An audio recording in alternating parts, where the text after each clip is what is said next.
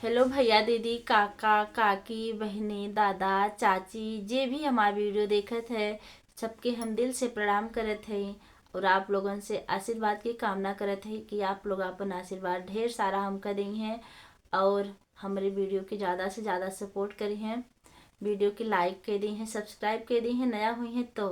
और कमेंट तो करे बिल्कुल मत भूली हैं क्योंकि आप लोगन के प्यारे प्यारे कमेंट के हम इंतज़ार करेला। तो हम वीडियो के शुरू करे चलत हई। आप लोग थोड़ा सा देख लें और कमेंट में ज़रूर बताएं कि ये गीत आपके कैसन लगल। ये गीत है और सानी माई के जो भीख मांगल जाला तो वही समय ये गीत गावल जाला। आप लोग देखें और कमेंट में अपन राय जरूर दें। अब सानी माई हो भिखिया हमके दैदा, अब सानी माई हो भिखिया हमके दैदा।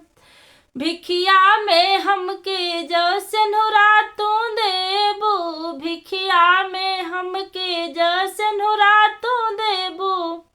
सजन घर से बिंदिया हम चढ़ैबे, सजन घर से बिंदिया हम चढ़ैबे। ओ सानी माई हो भिखिया हमके दैदा, भिखिया में हमके जो चूड़िया तू देबू, भिखिया में हमके जो चूड़िया तू देबू।